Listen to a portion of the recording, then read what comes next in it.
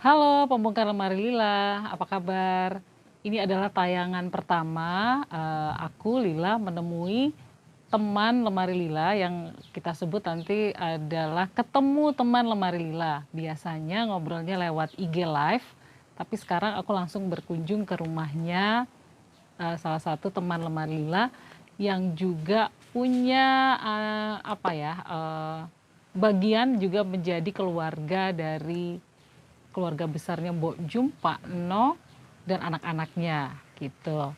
Nah, sedikit membahas bahwa kalau membicarakan lemari Lila berarti kita juga membicarakan wastra Indonesia, yaitu kain yang dibuat dengan proses tangan, proses manual, sedikit sekali menggunakan bahkan mungkin tidak menggunakan mesin gitu.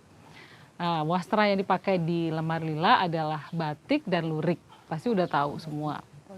Dan ternyata batik yang paling kondang itu ya di lemari Lila itu adalah ikon seorang ibu bersanggul berkebaya yang namanya Mbok Jum. Mbok Jum, terus ada suaminya Pak No, lalu ada lagi anak-anaknya namanya Margio Margina. Kalau yang udah jadi pembongkar lemari Lila udah lama pasti udah kenal semua sama keluarga ini ya. Nah di balik Mbok Jum itu aku punya teman yang punya andil besar mewujudkan apa yang ada di kepalaku, sosok perempuan Jawa ini menjadi sebuah gambar. Dia yang menggambar, kemudian kami bersama-sama membuat gambar ini menjadi motif batik gitu. Namanya Mas Rona Narendra. Aku lagi main ke rumahnya Mas Rona. Selamat pagi Mas Rona. Selamat pagi. Halo. Terima kasih ya sudah menerima kedatangan lemari Lila di sini. Selamat datang di rumah kami. Iya. Ini Mas Rona. Mungkin Mas Rona bisa cerita siapa Mas Rona, ngapain aja kesibukannya gitu? Kalau saya sih orang biasa sebetulnya ya. Yang kebetulan aja di titik-titik tertentu ada kegiatan-kegiatan yang berkaitan dengan art, ya ilustrasi. Oh, di Jepara kan Ya, aslinya. Terus apa perjalanan hidupnya mungkin pengen tahu? Ini aja sih waktu itu udah waktunya kuliah ya udah disuruh kuliah, akhirnya masuk ISI kan. Jadi dari sekolah Jepara, dulu di Jepara sampai waktu itu di SMIK. Kalau sekarang SMK lah ya. Oh iya. Kerajinan, terus masuk ke ISI. Terus ISI Jogja, begitu kuliah ya sudah nggak mau pulang.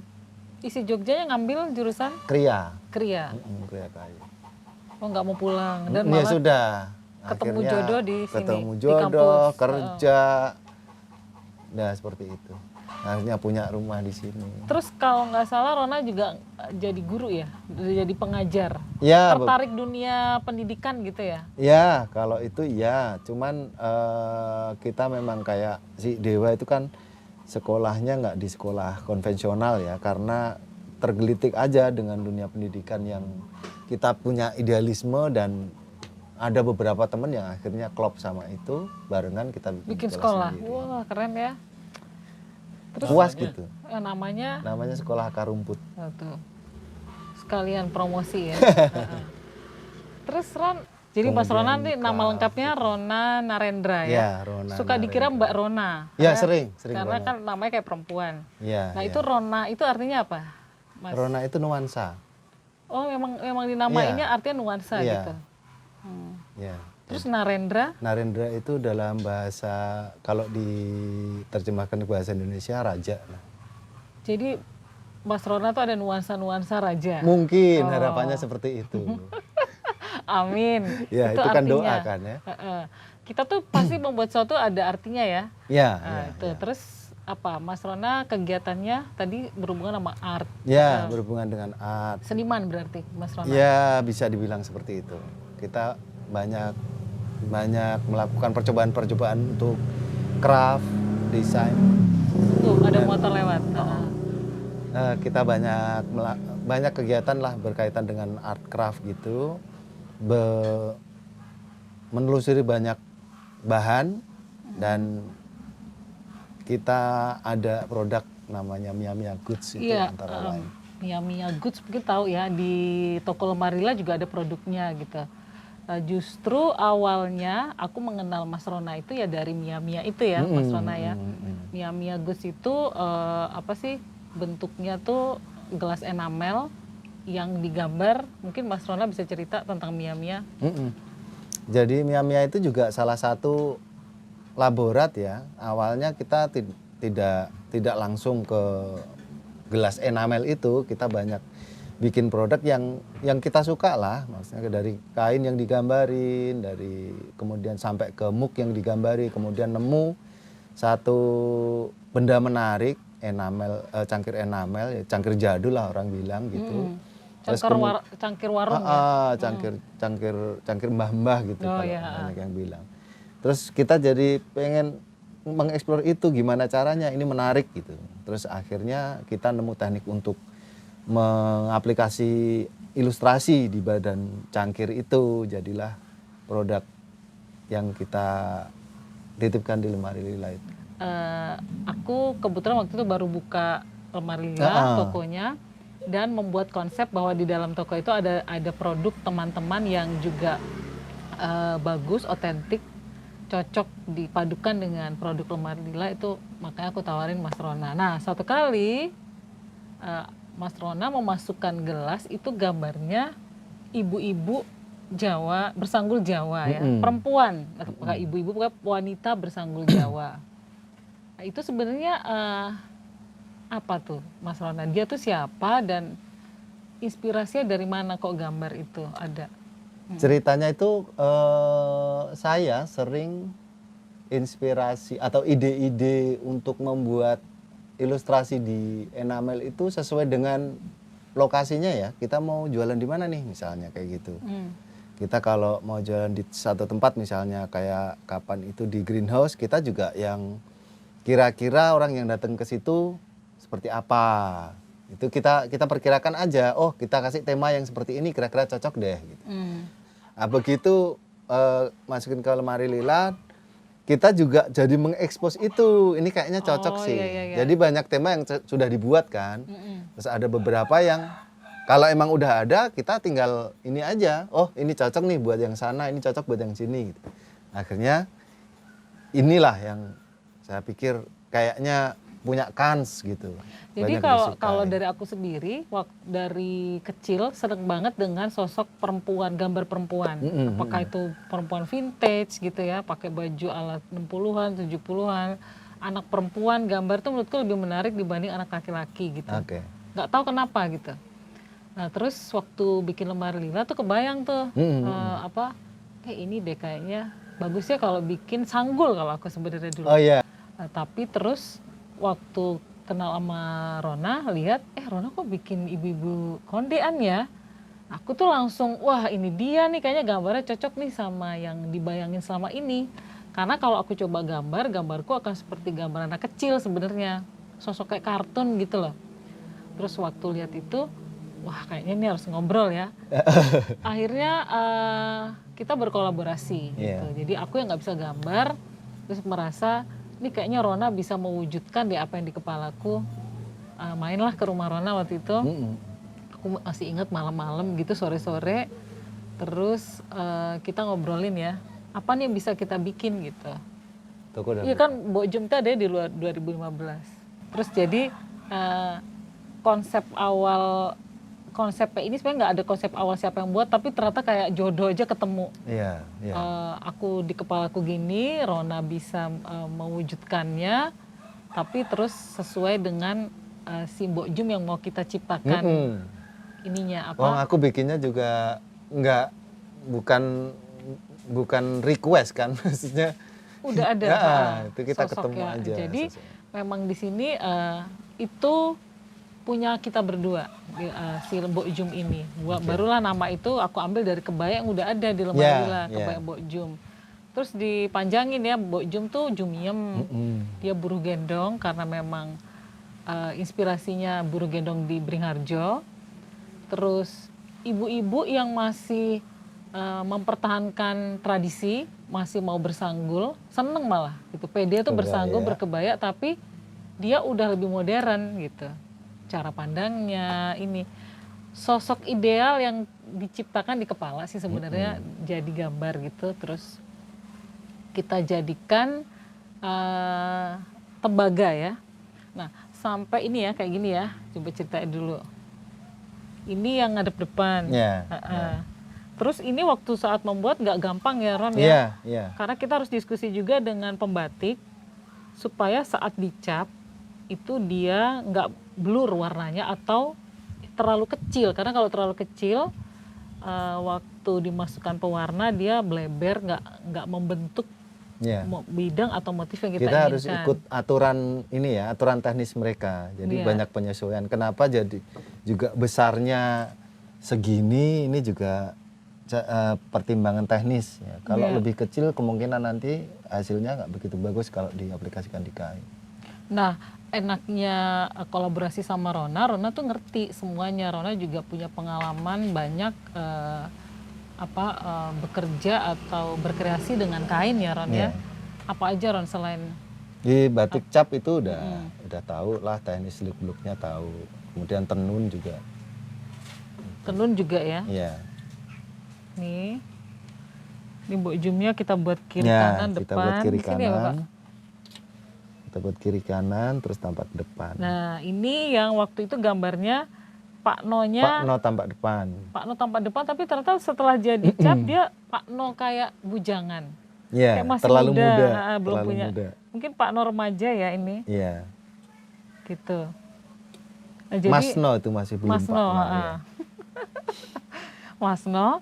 Nah kemudian ini si Pak No yang selama ini dipakai. Ini baru Pak No. Pakai surjan. Masih mas-mas. Ini udah bapak-bapak. Jadi kita berdua punya misi juga ini mengenalkan karena kita ada di Jogja, walaupun darah kita kalau Rona asli Jepara ya Ron ya. Kalau aku ada campuran Jawa Sumatera, tapi aku sangat ingin mengenalkan sosok orang dan budaya orang Jawa gitu. Makanya dipilih bajunya surjan, pakai blangkon gitu. Nah terus perkembangannya setelah ini lahir, nah itu tadi pengen mengenalkan bajunya, dibuatlah motif bajunya kebaya mereka, kebaya surjan. Ini kebayanya, ini surjannya. Rona masih inget nggak proses pembuatan gambar ini? Waktu itu gimana? Ini yang ini terinspirasi sama ini Sinta ya. Oh kebaya Sinta di Lemari Lila. Jadi emang kalau ini sudah mulai connect sama apa yang dikerjakan Lemari Lila. Jadi bentuk-bentuk kebaya setelah ini sudah kayak desain cangkir itu juga. Ilustrasi di cangkir udah mulai model-model yang ada di Lemari Lila. Di surjannya. Ini juga kita mau bikin lebih kecil agak susah ya. Iya. Karena kalau nanti di batik cap itu teknisnya itu yang ini kan dibuatnya dari tembaga. Ini bukan besi, bukan yang aluminium. Jadi yang tengah-tengah ini. Karena dia tembaga kan dia agak lama nyimpan panas. Dan kalau berkali-kali dipakai nggak cepet pelewat gitu loh. Nah setelah kebaya surjan mulai ya berkembang karena kita juga punya anak. Terus Lemari Lila ada customernya remaja dan yang lebih muda, anak-anak. Kami kemudian melahirkan anak-anaknya Mbok Jum dan Pak No. Ini gimana Ron? Susah nggak bikin, gimana teknik menggambar bisa itu tuh orang tua, ini simbah-simbah, ini anak kecil tuh. Anatomi, yang jelas di anatomi. Itu apanya anatomi itu? Wajahnya itu emang anak-anak itu khas ya. Keningnya lebih lebar, terus kemudian bentuk perbandingan antara hidung sama dagu ini agak lebih sempit ya kalau dibanding sama Orang yang dewasa. Ya benar ya.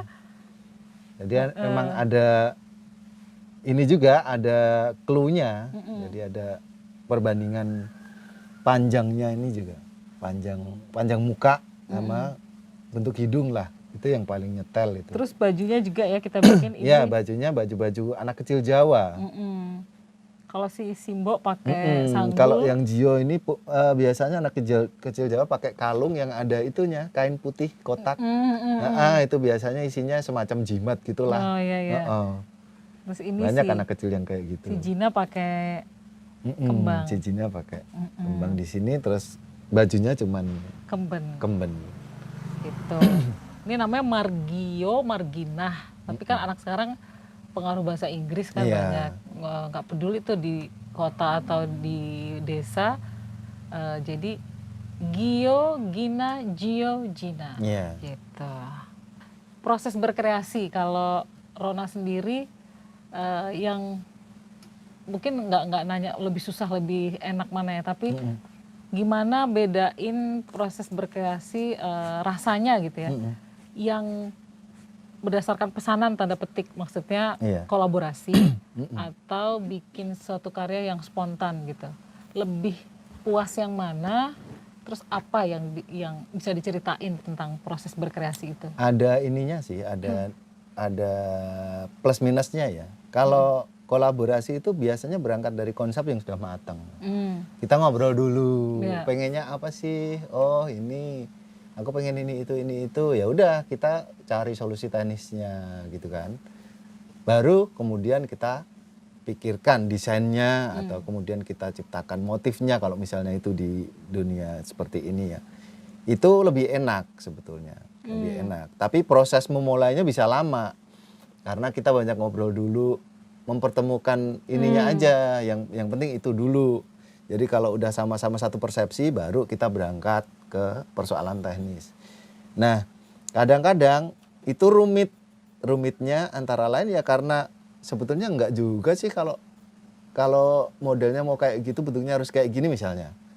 Dari aku ya mikirnya gitu, tapi kadang-kadang kan si yang pengen itu punya pikiran lain. Nah itu di kepala udah lain ya. Itu art of ketemunya itu yang menarik sih malahan menurutku. Bukan sesuatu kendala, bukan sih. Itu yang bisa tantangan. Tapi akhirnya mana Ron yang lebih diikutin, kemauannya Rona atau kemauan si teman yang ngajak kolaborasi ini? Kalaupun dua-duanya bisa sih Mbak, dua-duanya bisa. Jadi kalau misalnya emang karena akhirnya kemauanku yang diikuti, ya tentunya dengan persetujuan yang benar-benar ya kayak orang habis diskusi terus oh iya ya, oke deh kayak gitu. Jadi sama-sama legonya aja gitu. Yang penting nggak keluar dari grand desainnya nggak keluar dari konsep yang memang mau dituju itu apa. Nah ini hubungannya sama Hari Batik ya, yang ditetapkan UNESCO 2 Oktober, setiap tanggal 2 Oktober. Batik menurut Rona itu apa? Batik menurutku secara teknis adalah salah satu cara untuk mewarnai kain. Kalau secara art sih ya, itu batik itu sangat istimewa. Karena setiap apa yang diaplikasikan di situ, entah itu titik, cecek, sawut, kelowong, dan bentuk-bentuknya itu simbolis. Dan ada artinya. Ada artinya. Dan bahkan dari pengerjaan, kemudian dari peruntukan itu dia sangat kompleks. Jadi ada peruntukannya untuk anak muda, ada untuk kaum bangsawan, ada yang tidak boleh untuk rakyat jelata. Itu sesuatu yang sangat kompleks, yang sangat menarik menurutku. Dan itu mewakili nilai-nilai budaya di sekitar di mana motif batik itu berkembang. Jadi kita nggak mungkin kan, jarang pernah kita lihat itu motif-motif di daerah pesisir yang warnanya gelap-gelap. Pasti terang. Pasti rata-rata warnanya cerah gitu kan. Itu sebetulnya mencerminkan kebudayaan mereka gitu. Itu jadi semacam perekam juga ya, perekam kondisi sosial budaya di suatu tempat gitu. Ya kayak motif ikan, umpamanya yang dekat laut, pasti mereka bikinnya ada udang, ikan. Iya. Tapi kalau yang dekat banyak hutan, dia bikinnya daun gitu. Oh. Batik di Indonesia, Mm-mm. gimana tuh menurut Rona? Batik di Indonesia ini sebatas apa orang-orangnya tahu dan cinta sama batik kita sendiri? Kalau aku sih mikirnya orang-orang taunya batik itu motif ya. Ya, Kalau zaman parang sekarang katanya. ya taunya batik itu motif batik Betul. gitu. Nah, soal apakah batik itu dicetak diperbanyak oleh pabrik dan lain sebagainya, tapi begitu dipakai ini pakai batik nih. Ya. Padahal sebenarnya lebih dalam dari itu ya, lebih dalam dari itu, dan itu sekarang udah jarang orang yang tahu. Ya kalau kita emang bisa lah melalui Roma Lila kayak gini kita bikin motif-motif tertentu yang benar-benar masih pakai unsur-unsurnya, terus kemudian kita bisa sharing ke orang-orang bahwa ternyata batik itu nggak sekedar motif, ya kita lakukan aja. Tapi yang jelas emang pengetahuan orang-orang tentang batik udah saat ini kebanyakan memang sebatas motif. Lebih yang kan sempat bikin kain print itu ya, itu katanya gimana tuh penjualannya lebih, yang pasti lebih cepet ya? Iya, yang pasti lebih cepat. Terus kemudian motif juga kebanyakan nggak terlalu berat sih. Oh ya. Nggak ada nilai filosofi di situ. Kayaknya dia lebih Paling memvisualisasikan sesuatu, misalnya aku pengen ini, kadang-kadang misalnya kayak gini. Ini ada batik minta temanya Betawi gitu. Ya sudah, yang gampang-gampang aja, misalnya kita ambil ikon ondel-ondel, terus udah kita expose itu aja gitu. Terus kemudian terinspirasi sama batik-batik company yang gambarnya serdadu, terus alat-alat musik tanjidor macam kayak gitu. Dibikin gampang, jadinya lebih enteng aja sih kalau batik zaman sekarang. Terus Rona ingin dikenalnya kalau ditanya, Rona kerjaannya apa? Kan gitu tuh udah biasa banget ya. Iya. Kerjaannya apa gitu? Mungkin bisa tanya sama istrinya ya waktu kenalin cowoknya. Enggak, sebetulnya kerjaannya kita berdua bingung gitu. Kategori kerjaan kita apa gitu. Yang jelas kita tuh seneng creating something gitu loh. Bikin sesuatu yang baru, bikin sesuatu entah itu tapi kebanyakan emang ada koneksinya sama art ya. Iya. Jadi emang nyari-nyari aja kerjaannya gitu. Kalau mau berprofesi seperti ini, seperti yang tak lakukan ini ya, batik tapi kemudian dihubungkan dengan misalnya ini udah berteknologi ini ya, intinya gitu. Yang ada dua hal sebetulnya. Knowledge tentang batik itu sendiri sama tools. Kalau tools kita bisa pelajari lah, kita pakai banyak software yang bisa dipakai untuk membuat itu ya, untuk meng-create desain batik. Kemudian knowledge, yang penting knowledge. Kita minimal tahu dulu deh batik itu apa, terus yang membuat kesan batik itu seperti apa, minimal itu. Kalau lebih bagus lagi sih tahu motif-motif tradisional, terus bagaimana cara pembuatan batik. Nah, sebetulnya itu yang tak andalkan, dan kebetulan kemudian belajar toolsnya. Jadi bisa ini kan misalnya nggak tidak untuk cap tembaga, bisa jadi ilustrasi. Bisa jadi ilustrasi dan ini bisa dipakai untuk banyak hal gitu. Jadi pertama kan sketch ya, ada sketch di kertas nih. Itu bisa nggak gitu aja terus dijadikan cap batik contohnya? Sebetulnya udah atau bisa. Sebetulnya batik tulis. Sebetulnya udah bisa. Tapi atau harus disempurnakan pakai komputer nih. Ya, gitu. Biasanya kalau aku gitu caranya. Itu apa? Biar sudutnya lebih tegas atau? Kita ngitung banyak hal di situ. Jadi emang besarannya bisa kita dengan mudah kita resize. Kemudian susunan dengan mudah kita bisa cari-cari komposisinya. Itu tools tadi ya? Iya, itu yang berperan adalah tools. Artinya juga nggak boleh gatek juga ya? Paling nggak mempelajari Photoshop lah gitu. Iya, zaman sekarang gitulah. Tools basis vektor minimal itu bisa kita jalankan. Jadi apalagi kalau peruntukannya nggak cuma untuk cap. Jadi misalnya untuk batik sablon ya, yang pakai screen printing, itu penting banget. Jadi emang harus itu. tools wajibnya itu. Jadi kita nggak bisa cuma sketch aja, itu nggak mungkin dipakai. Tapi kita harus benar-benar tahu aturan-aturannya, dan itu kita bisa pecahkan dengan tools. Jadi misalnya kalau di printing itu ada trik kain, misalnya jarak jarak pengulangan. Jarak pengulangan itu kita untuk membuat kain lebih hemat tidak boleh kurang dari 18 cm. Oke. Jadi nanti kalau dipotong misalnya dijadiin baju ya, itu nanti bisa pas. Jadi dia tidak terlalu lebar, nanti tidak terlalu banyak sisa potongan. Itu juga dipelajari, aku dapat hal-hal kayak gitu karena kebutuhan misalnya penjahit nanti seperti ini, seperti itu. Jadi jadi pengalaman kan akhirnya, oh jadi ngerti. Nah itu hal-hal macam itu kita bisa lakukan akhirnya karena kita pakai tools yang benar, tools yang memudahkan kita. Boleh apa aja, tapi computerized lah yang menurut saya paling ini. Karena kebetulan juga aku seneng sih desain grafis gitu, seneng. Jadi dua komponen itu yang akhirnya berpadu, terus akhirnya jadi profesi semacam ini, digital dan pengetahuan tentang batik. Seru ya. Terus ini secara sorry ya Ron, secara finansial, ekonomi gitu bisa dijadikan ini enggak? Bisa lah, bisa. Penghasilan utama gitu? Bisa. Bisa ya, kan ada cuma hobi gitu. Ya asal kita ini aja, asal kita fleksibel aja sih. Kita banyak kok. Ini tuh begitu bikin ilustrasi itu nggak cuman buat batik cap aja. Kita bisa aplikasikan ke hal lain, misalnya kayak kaos tadi. Terus kayak kita udah bikin sablon yang untuk tas. Itulah kita kreatifnya ada di situ, nanti kita cari solusinya di situ. Terus ini yang sama kolaborasi sama Lemar Lila apa? Rona dapetnya apa, atau perasaannya apa, terus sarannya, atau kita pengen ngapain lagi ya ke depan ya gitu? Ya kalau aku sih mungkin ke media lain ya kali.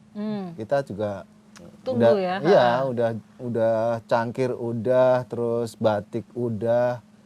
Kita mungkin perlu media lain. Media lain yang mungkin juga bukan batik ya? Ya, bukan batik dan. Tapi si Mbok Jumnya ini yang kita hargai sebagai karyanya gitu, sosoknya ini. Ya, kita rencana mau bikin kaos ya? Mbok Jum dibikin mural atau gimana kan bisa jadi. Bisa.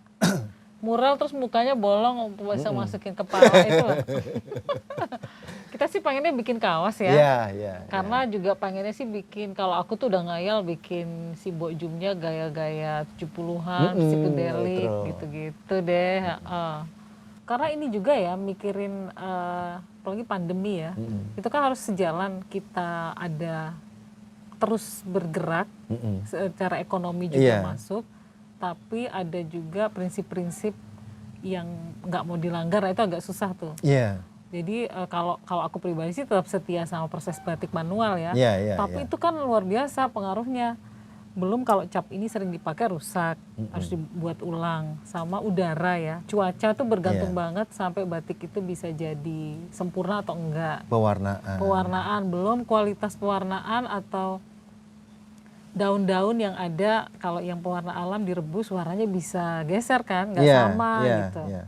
Nah itu yang sebenarnya jadi ingin aku terus ajarkan sih, aku bagikan ke pemakai batik. Jadi bukan kita aja yang peduli produsennya, tapi juga konsumen batik itu juga ngerti bahwa batik itu seperti itu pembuatannya, nggak tidak bisa dipastikan hasilnya. Iya benar. Bisa mungkin sesuai. sama susahnya ya mesin dan manual ya. Nggak yang ini lebih susah, tapi benar tadi tingkat kepastiannya. Tingkat kepastiannya agak geser, agak susah kalau batik dipastikan itu. Bahkan dari pewarnaan aja hari ini sama besok bisa jadi beda. Gitu. Padahal dia takarannya udah sama ya. Iya, justru yang perlu kita tekankan adalah itulah seninya batik gitu. Jadi emang hasil-hasil yang menurutku malah kayak gitu malah menarik loh. Jadi ada cacat di sana sini itu menurutku bukan cacat, tapi emang ya batik seperti itu. Betul. Berarti pembatik itu juga harus ngerti musim dan cuaca ya. Iya, mereka harus tahu. Kayak kalau tiba-tiba panas, yang sebelah sana warnanya, yang dia jemur sebelah sini kena matahari. Mereka harus tahu formulanya ya. Iya, Formulanya. Dia harus ini itu sesuai dengan kondisi lingkungan, kondisi cuaca gitu. Dan harus punya lahan yang besar untuk jemur, iya. untuk apa. Iya deh, kayaknya udah ini ya. Udah banyak yang diobrolin. Kita editnya yang susah. Itu yang pasti Enggak susah. apa namanya, kalau dari aku sendiri sih kita nggak usah takut atau merasa bingung kalau mau melakukan sesuatu tapi kita nggak bisa di satu hal. Contohnya aku nggak bisa gambar yang bagus gitu, bisa gambar tapi gambarku kayak kartun kayak anak-anak gitu. Pasti kita akan ketemu teman atau hal lain atau apapun yang proses kolaborasi berjalan bersama itu sangat penting gitu ya. Karena tujuan akhirnya adalah terus melestarikan apa yang ada di Indonesia, Jawa, lokal gitu. Siapa lagi kalau bukan kita gitu. Yeah. Oke, Mas Rona, makasih banyak. Sama-sama. Sudah menerima Lemar Lila ngobrol hari ini. Semoga kita berdua bisa memberikan lagi sesuatu yang baru yang menjadi inspirasi dan membuat motif-motif yang baru di Lemari Lila lagi. Oke. Terima kasih semuanya. Nah. Matur nuwun. Bahasa Jawa dong apa? Matur nuwun. Bongkar Lemari Lila.